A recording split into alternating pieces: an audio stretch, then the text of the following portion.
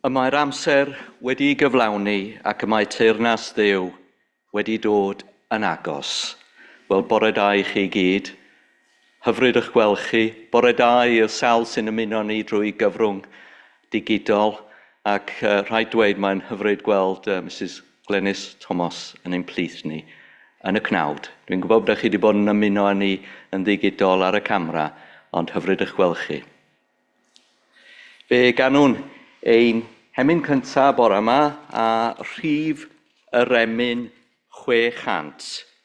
Distewch cansmau presenoldeb Crist, y sanctaidd un gerllaw. Dewch, plygwch ger i fron mewn dwfn barchedig fraw. Dibechod yw e fe, lle saif mae'n sanctaidd le. Distewch cansmau presenoldeb Crist, y sanctaidd un gerllaw. Rhif yr emyn 600.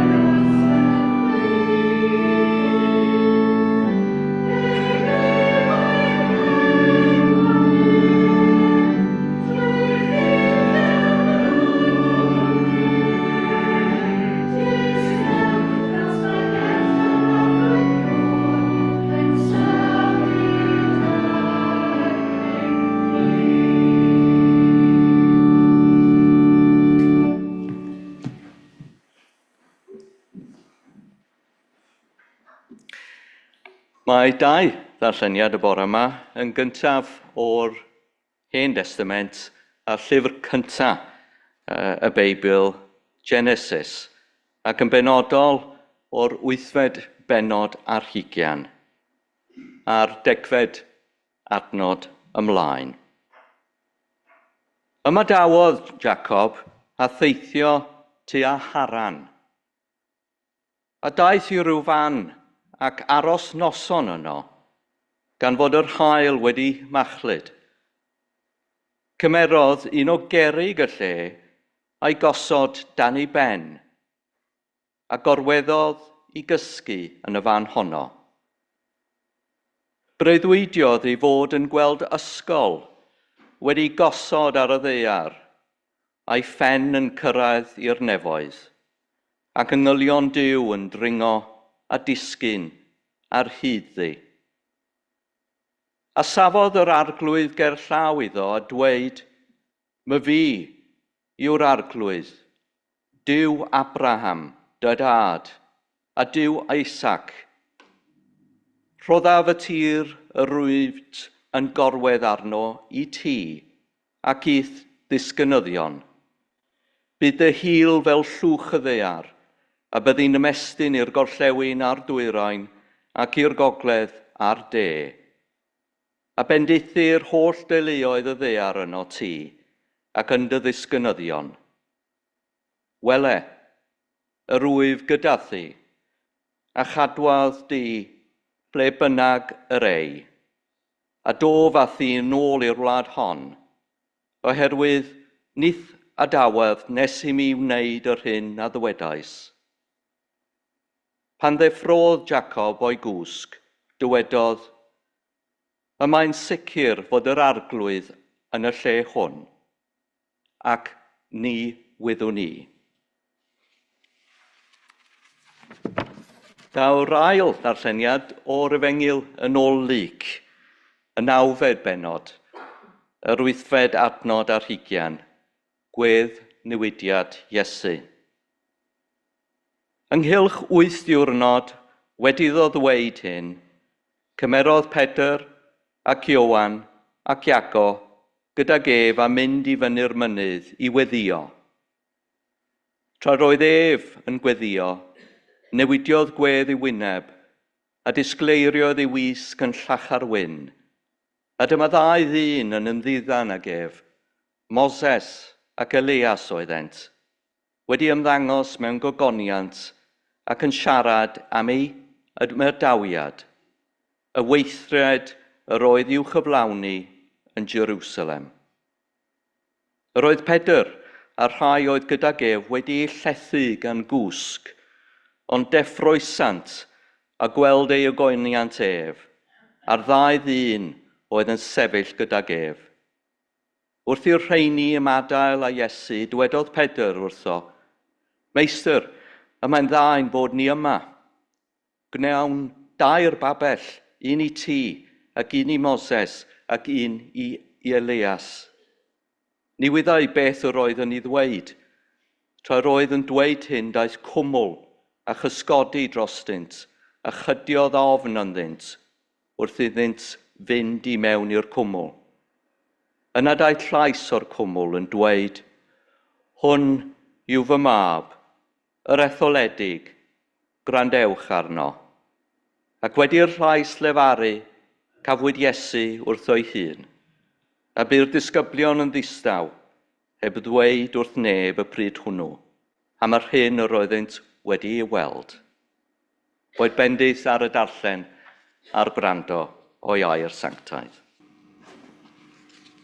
Fe ba'r hawn ein addoliad y bore yma drwy gyd ganu rhif yr emyn 621.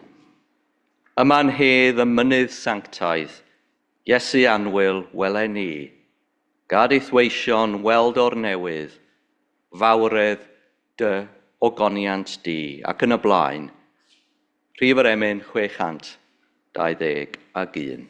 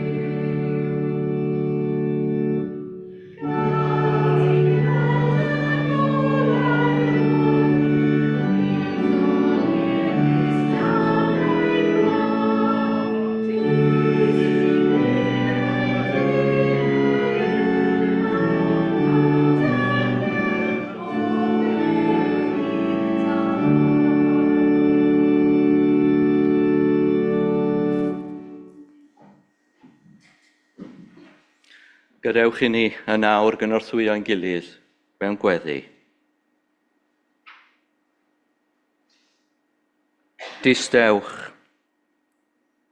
cant mae nerth yr arglwydd iôr yn symud yn ein plith.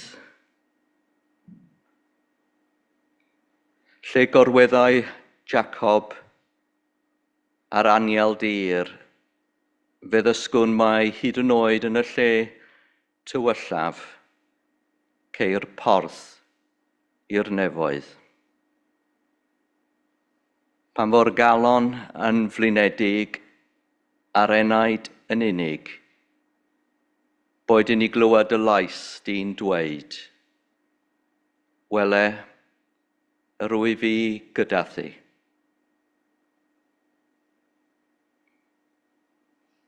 Boed i'r rhai sy'n dioddef, boed iddynt gysgu'r nos yn heddychlon heno. Y claf mewn gwely, y meddwl a ddryllwyd gan bryder, y sawl sydd ar gyrion cymdeithas, boed iddynt oll, deimlod y ddwyfol adain yn ei gwarchod. O feddyg da Iesu, yn dy nerth, boed i'r goleuni hwnnw a ddisgleiriodd ar fynydd y gweddnewidiad, ddisgleirion ein byd tywyll ni, lle mae trallod, rhyfel ac ofn yn ein llethu ac yn ein gadael yn fyd ac mewn braw. Gweddiwn dros y cenhedloedd sy'n galaru, dros y dinasoedd sy'n llosgi neu wedi dinistrio, a thros deuluoedd sydd ar goll heb gartref na gobaith. Dwg o arglwydd heddwch dy deyrnas yn nes atom. A ninnau bobl y llawr yn agosach atat. Megis yn y nef, felly ar y ddaear. Ac yn hawelwch a thwyllwch Bethel, llew'r Genesis, fe gofiwn yng nghysgod ei oleuni daw tawelwch dros y byd, a llonyddwch dros y meddwl dryllyd. Distewch, ymlynyddwch, a gwybyddwch mae'r arglwydd sydd yn closio. Ar fynydd sanctaidd y goleuni, lle disgleiriodd wisg Iesu yn llachar wyn, lle gwedd newidwyd Iesu, cofiwn am lais o'r cwmwl yn datgan, hwn yw fy mab, gwrandewch arno. O arglwydd disgyn i'w wrando, nid ar sŵn y byd na'r gwrthdaro, ond ar y llais sy'n dwyn tangnefedd i'r enaid. E fe a ddychwel fe enaid medd y salmydd.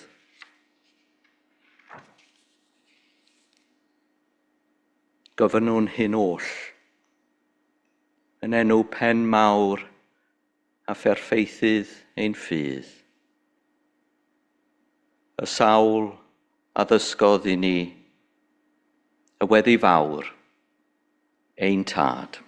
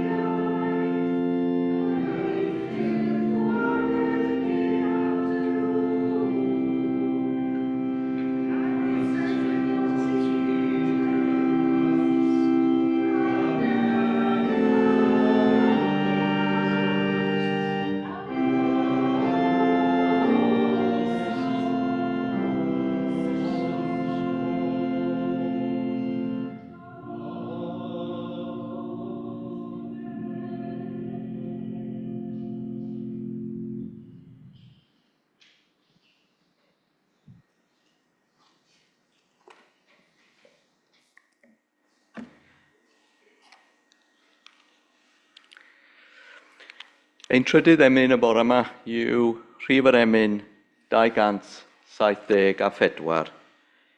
Ceisiwch yn gyntaf deyrnas ein Duw a'i gyfiawnder ef, a'r pethau hyn yn ychwaneg roer i chwi. Halleluia, halleluia. Rhif yr emyn 274.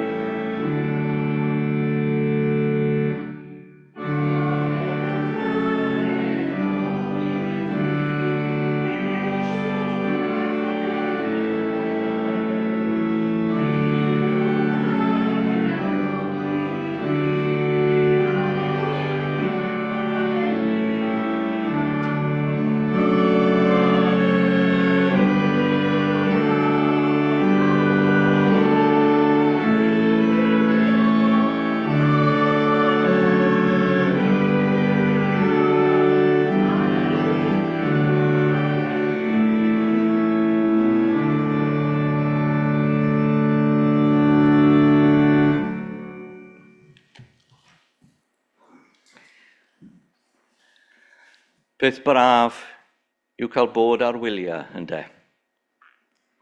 Peth braf pan ddaw profiadau o'r gwyliau yna yn fyfyrdod. Daw'r profiadau hynny wrth gwrs yn fyfyrdod wrth fynd am dro mewn natur, wrth siarad gydag eraill a rhoi'r byd yn ei le. Yn syml iawn y profiad o fod, a hynny yng nghanol prydferthwch natur. Yna, yn sydyn reit, da chi'n sylwi, da chi heb edrych ar eich oriawr unwaith ar y bore hwnnw. Fel petai hialau neu drefn amser wedi diflannu neu amser wedi stopio. A dyna beth ddigwyddodd i mi dydd Mercher diwetha, yn ystod gwyliau hanner tymor, wrth gerdded ar Ynys Môn, a'n bryd a'n bwriad ar ynys hardd Llanddwyn ar hyd y traeth. Dacw hi, traeth braf a rithro. Ac oedden ni'n mynd heibio bob dim oedd yn ymddangos i mi yn oesol, y goedwig ar yr ochr dde, a'r cerrig wrth i ni glosio at yr ynys, oedd wedi ffurfio gan lafa o grombil y ddaear. Ac yna ar y chwith, byddwch chi weld chydig bach o fraich llun yn ymestyn allan i'r môr, ond ar y chwith mae mynyddoedd cyn-oesol Eryri a Phen Llŷn ar y gorwel. Ac mwyn cyrraedd Eglwys Santes Dwynwen, dyna oedd ein bwriad, ac roedd hyn wrth gwrs yn bererindod poblogaidd yn y canol oesoedd. Yr wythnos diwethaf yn fy mhregeth i, fe wnes i gam a un o'r aelodau o Ynys Môn. Yn cwyno efallai fy mod i wedi galw gwastadur Ynys Môn yn boring. Ond rhaid cyfaddaf nad oedd dim yn boring ar Ynys Môn y bore hwnnw a draeth Llanddwyn. Ac rwy'n dymuno ymddiheuro'n gyhoeddus i Mr William Owen. Ac ysgrifennodd William arall, William Wordsworth, am Spots of Time, enid neu enydau pan fydd rhywbeth yn cyffroi dymderoedd yr enaid. That, with distinct preeminence retain, a renovating virtue whence depressed by false opinion and contentious thoughts, are nourished and invisibly repaired. Nid ydy'r mannau neu yr enid neu enydau wedi cynllunio neu trefnu, maent yn cyrraedd heb ryfudd yn dydynt, fel peledr o eleuni sy'n torri drwy'r cwmwl fel y welwn ni y bore hwnnw dy Mercher diwetha. Yn yr enid neu yr enydau hynny, meddai Wordsworth, mae'r meddwl yn teimlo ei adnewyddiad ei hun o fewn corff sydd yn agor i dderbyn yn ôl yr enaid. Hoffwn y bore yma fyfyrio chydig bach ar sut mae sylwi ac ymdeimlo yr enid o dragwyddoldeb a sut mae gwahaniaethu rhwng amser cyffredin ac enid o dragwyddoldeb. Yn gyntaf, yn y Beibl gellu dysgu am hyn oll ac hefyd dysgu i wahaniaethu rhwng amser cyffredin a'r enid o dragwyddoldeb. Oherwydd yn y Beibl, da ni'n cydnabod ac yn adnabod yr enid hon o dragwyddoldeb, y spots of time. Pan fydd y nefoedd fel petaion pwyso yn agos ar tragwyddol yn cyffwrdd gyda ni dros dro. A'r mae'r enydau hynny yn roddion yn seibiannau yng nghanol rhythr y dyddiau lle mae Duw yn dweud, rwyf wedi bod yn dy ddisgwyl di. Mae dau air am amser yn iaith Roeg y Testament Newydd. Y cyntaf wrth gwrs yw Chronos, yr amser araf, y tipiau'r cloc, yr oriau meithion, chwedl Iorwerth C. Pete. Dyma'r amser y gallwn ni fesur, yr amser ar eich oriawr, yr amser sy'n llywodraethu'r dyddiadur. Chronos yw'r amser sy'n dianc oddi wrthym. Ond dyna mae Kairos, math tra gwahanol amser sy'n ymddangos o ddeiti 40 o weithiau yn y Testament Newydd. Mae'n rhyfedd o feddwl yn y Gymraeg, da ni efo'r un gwahaniaethau rhwng y gair Chronos a Kairos. A pan fo popeth i weld yn sefyll yn llonydd, a ni'n gwybod bod rhywbeth sanctaidd yn digwydd. Kairos yw pan mae tragwyddoldeb yn treiddio i mewn i'n hamser ni. Yn Efengyl Marc,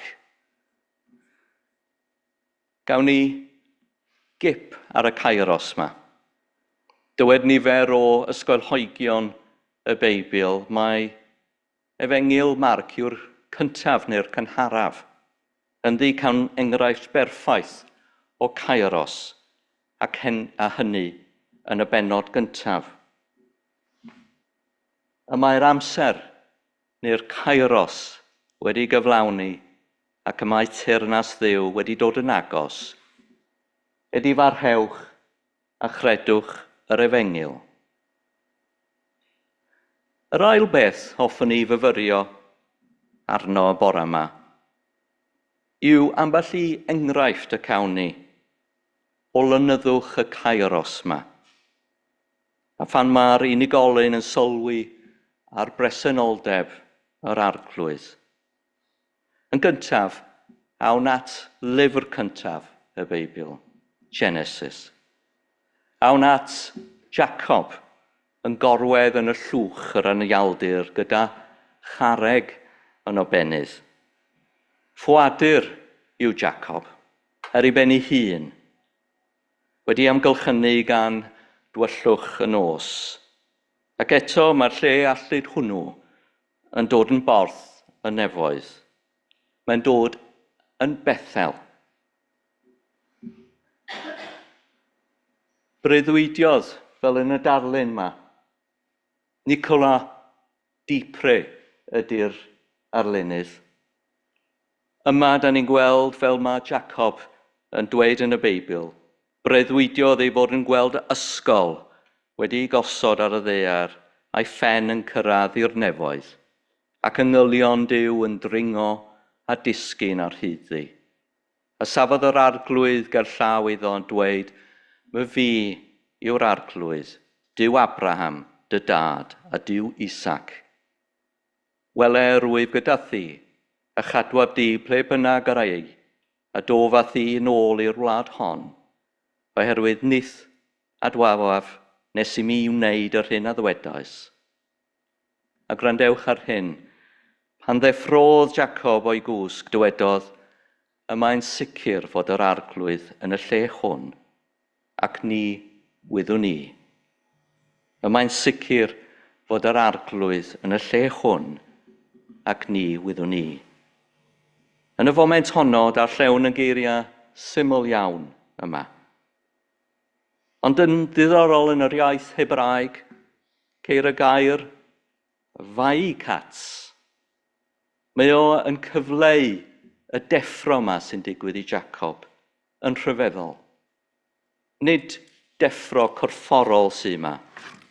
Nid yw'n golygu agor y llygaid, ond dyma beth yw deffroad ysbrydol.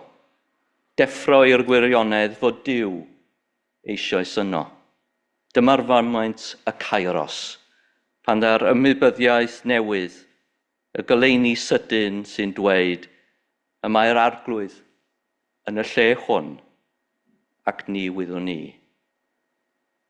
Yn llyfr Genesis, nid yw neb cyn Jacob yn deffro yn yr un modd. Sgwrs, ni wedi clywed wrth darllen Genesis am Adam, neu Adda wrth gwrs, ac Abram, maent oll wedi cysgu, ond Jacob yn wahanol iawn yw'r cyntaf i ddeffro i bresenoldeb dwyfol. Y gair vaikats yw'r deffroad cyntaf, nid yn unig o gwsg, ond i'r presenoldeb. Gallwn ddweud mai dyma'r Kairos cyntaf efallai yn y Beibl, eiliad pam fod rhagwyddol yn torri trwodd i ymwybyddiaeth y cnawdol. Yr ymwybyddiaeth fod Duw yma eisoes, hyd yn oed pan da ni ddim cweit yn sylweddoli. Daw'r ddatguddiad yma nid yn y deml, ond yn yr anialwch. Mae'r ystol yn un o'r nefoedd ar ddaear, darlun byw nad oes unrhyw le na moment y tu hwnt i gyrraedd gras yr arglwydd. Ac o Bethel yr awn ni nawr i'r hyn a dybu'r mynydd Tabor, mynydd Gweddnewidiad, o'r Hen Testament i'r Testament Newydd. Ar ben y mynydd mae Iesu'n sefyll mewn goleuni, pur, rhwng dau ddyn, dau broffwyd, Moses ac Elias.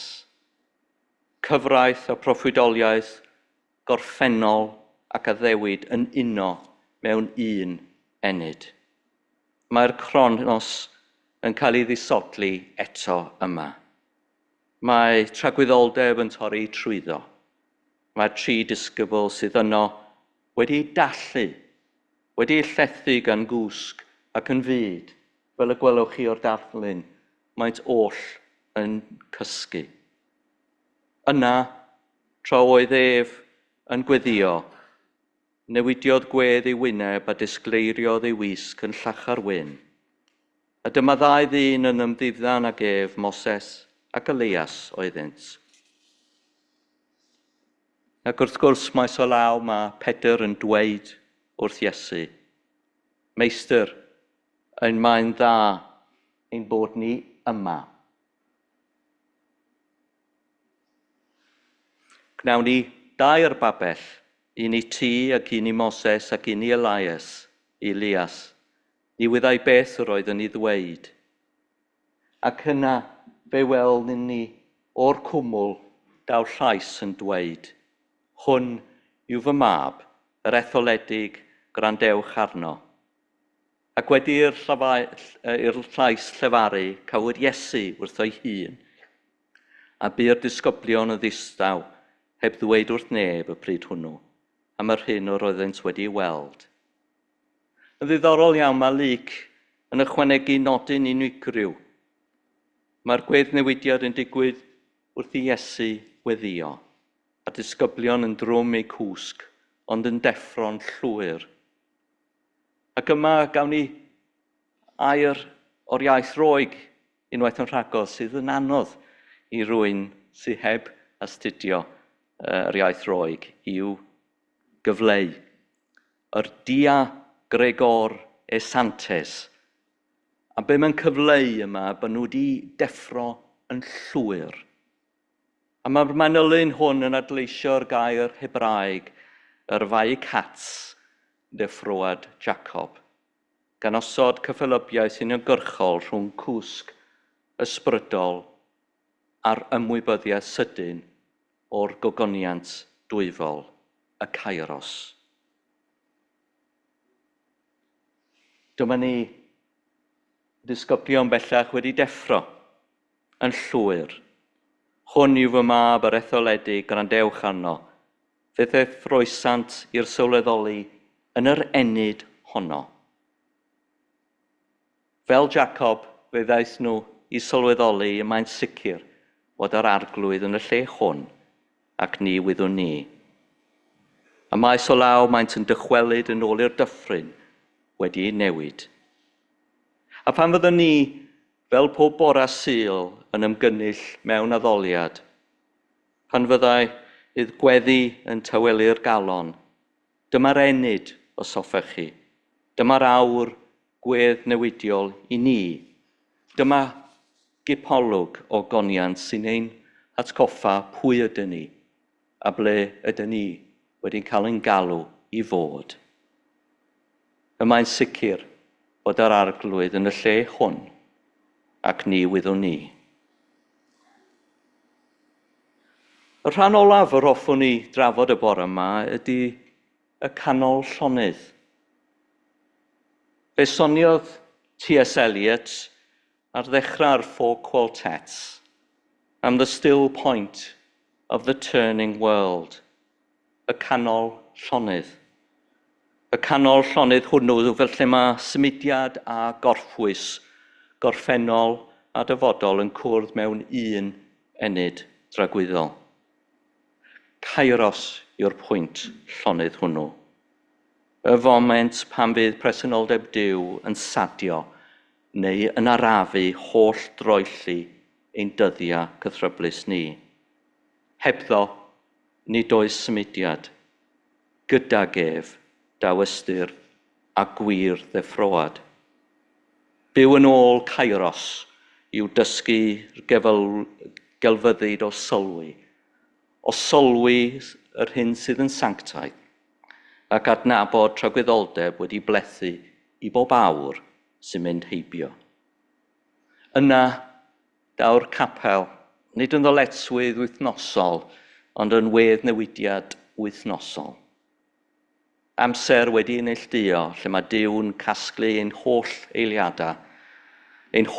eiliadau gwasgaredig ac yn ein atgoffa o'i rhythm dragwyddol. Pan fyddwn yn oedi wrth addoli, Nid yw'r byd yn dod i ben, ond mae'n haneddigrwydd a'n aflonyddwch ni yn dod i ben. Yn y seibiant hwnnw, rydym yn cofio bob amser ein bod ni'n perthyn i Dduw, ac nos dim amser yn cael ei wastraffu o fod yn ei gwmni. Ac yma wrth i ni glosio at fwrdd y cymyn, daw'r foment kairos fwyaf sanctaidd. Pan ddawn at y bwrdd, nid dim ond cofio'r gorffennol a wnawn, rydym yn camu i mewn i bresenoldeb byw.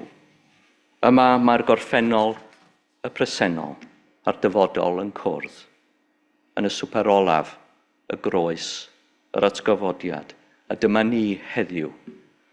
Fel yr adnab y disgyblion i bresenoldeb wrth dorri'r bara, ac felly ninnau gyda grym yr ysbryd y down ninnau i'r un sylweddolyd o'r enid dragwyddol.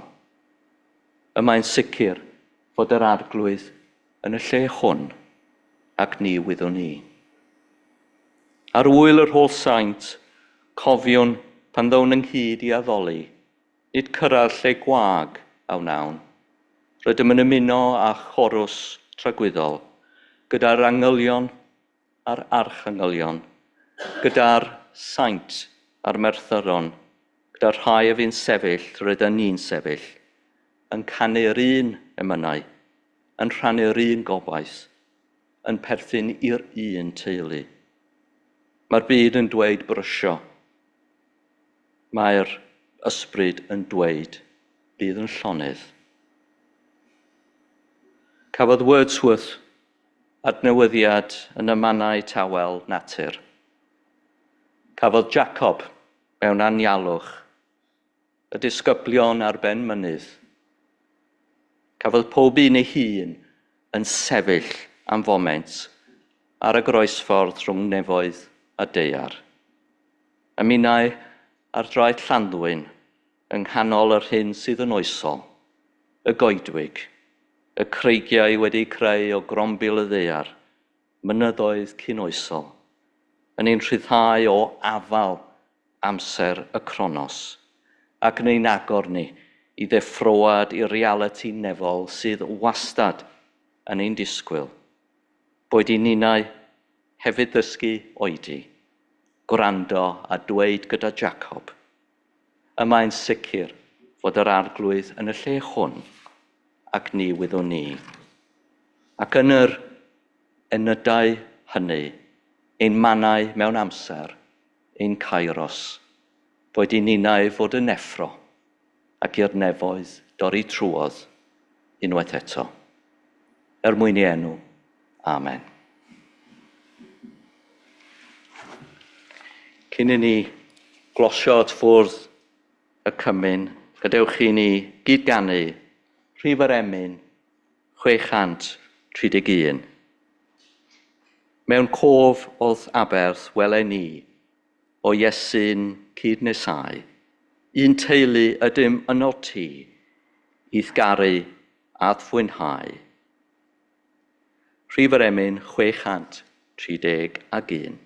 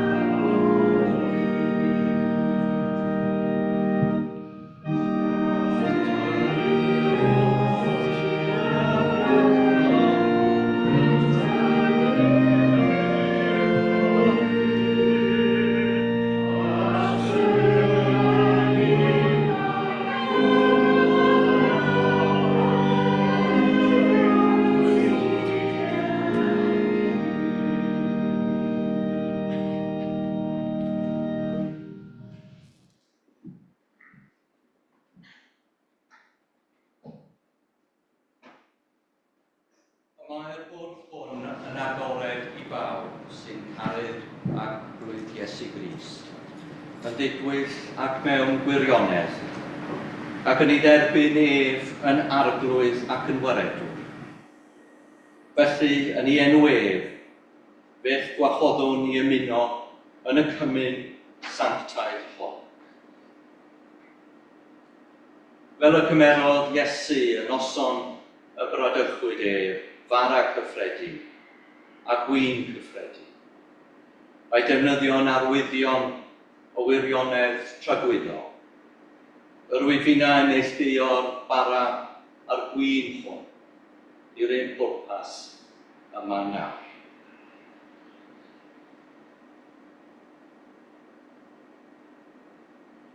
Chwyddi.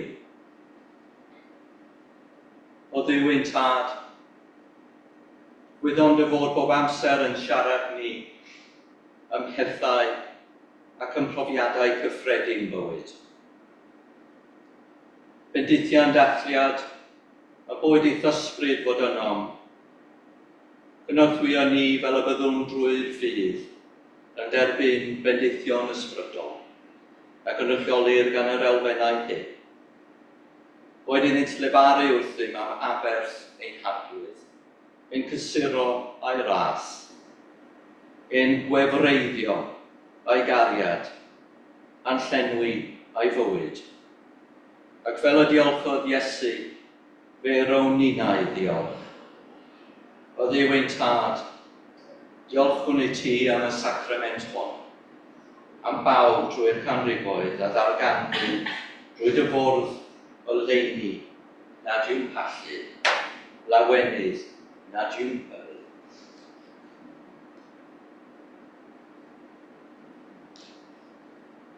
Maddeuant pechodau, y cariad sy'n deillio ohono ti, a phresenoldeb ein harglwydd. Diolchwn i ti am foddion gras, am yr eglwys, ein mam yn y ffydd, ac am dair sy'n dweud wrthym am dy ffyrdd gyda phobl, ac am ddrws a gorau gweddi, na ddeithon neb i gael. Diolchwn am Iesu Grist, ein harglwydd bendigedig, am iddo ef na wyddau beth oedd pechu, gymryd i'w wneud yn bechod, ei mwyn ni.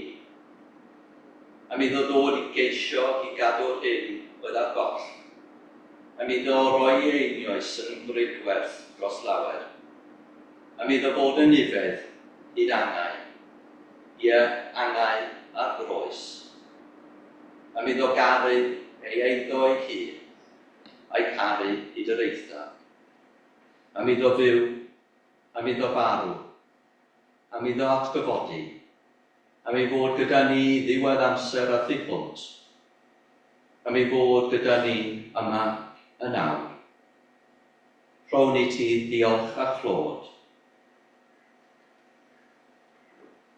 Yr arglwydd Iesu yn nos y bradychwyd a gymerodd fara, ac wedi iddo ddiolch fe'i torodd, a dweud, cymerwch, bwytewch, hwn yw fy nghorff, sydd eich mwyn chwi.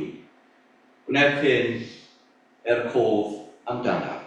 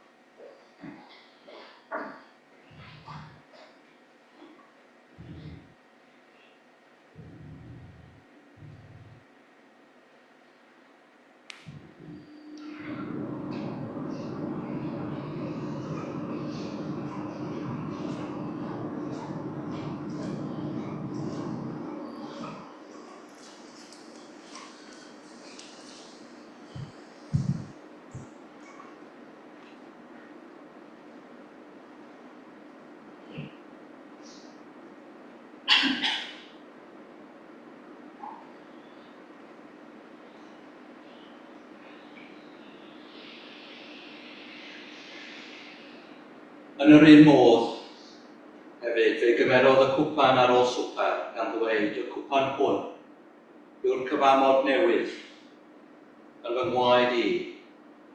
Wnewch hyn bob tro y ryfwch ohono.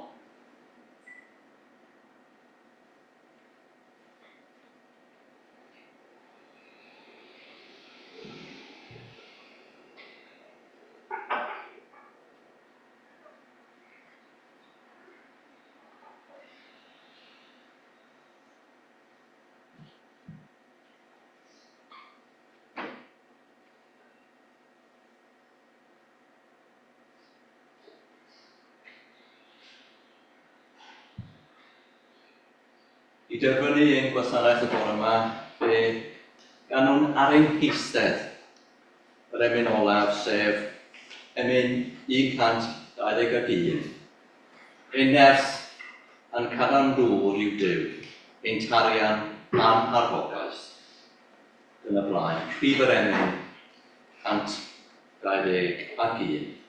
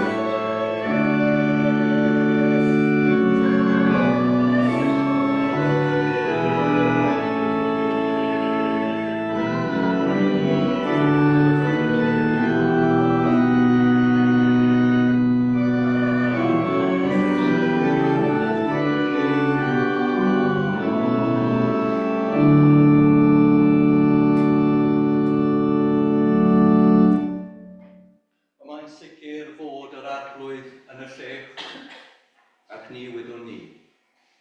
Boed I ni gofio heddiw'r bore am yr enydd ragwyddol. Boed ni brofi y deffroad ysbrydol a ddaw o'r enydd ragwyddol honno.